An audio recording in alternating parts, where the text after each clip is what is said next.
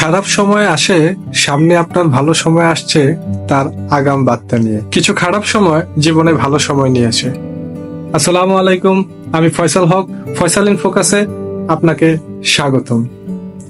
এক গ্রামে এক বৃদ্ধ ছিল এবং বৃদ্ধটি গরিব হলেও তিনি খুব শান্তিতে বসবাস করত। তার একটি ঘোড়া ছিল যা সমগ্র গ্রামে ছিল বিখ্যাত এবং ঘোড়াটি দেখতেও খুব সুদর্শন ছিল। গ্রামের লোকজন একদিন তাকে পরামর্শ দিল, তুমি ঘোড়াটি বিক্রি করে দাও, তুমি ধনী হতে পারবে। বৃদ্ধ বলল, না, এটি আমার সঙ্গী, আমি এটিকে বিক্রি করব না। এর ঠিক কিছুদিন পর ঘোড়াটি হারিয়ে গেল।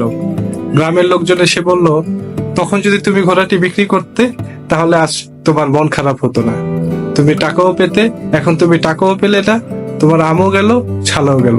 বৃদ্ধ হাসলো এবং উত্তর দিল, আল্লাহ যা করে ভালোর জন্যই করে। এর কিছুদিন পর সেই ঘোড়াটি আরো কিছু বন্য ঘোড়া নিয়ে বৃদ্ধর কাছে ফিরে আসলো। তখন গ্রামের লোকজন আবার এসে বলল, বাহ, তোমার তো কপাল খুব ভালো, তুমি তো অনেক ভাগ্যবান একজন মানুষ, তুমি ঘোড়া হারিয়ে ফেললে, সেই ঘোড়া আবার আরো কিছু ঘোড়া নিয়ে তোমার কাছে চলে আসলো। বৃদ্ধ হাসলো এবং উত্তর দিল, আল্লাহ যা করে ভালোর জন্যই করে।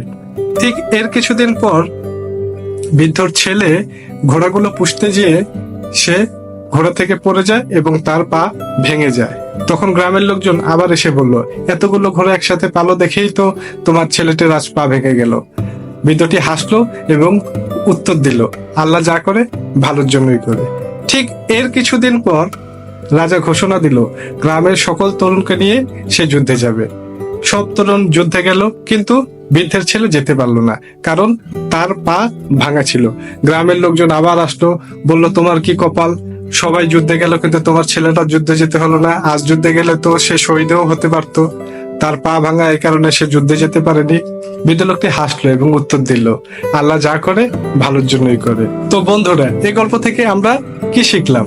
আমরা এটাই শিখলাম, আল্লাহ যা করে ভালোর জন্যই করে।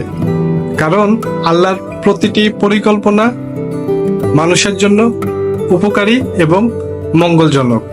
সবাই ভালো থাকবেন, সুস্থ থাকবেন এবং ফয়সাল ইন ফোকাস চ্যানেলকে সাবস্ক্রাইব করে বেশি বেশি শেয়ার এবং লাইক দিয়ে আমাকে আরো নতুন নতুন গল্প যেন আমি আপনাদের শোনাতে পারি তার জন্য উৎসাহিত করবেন।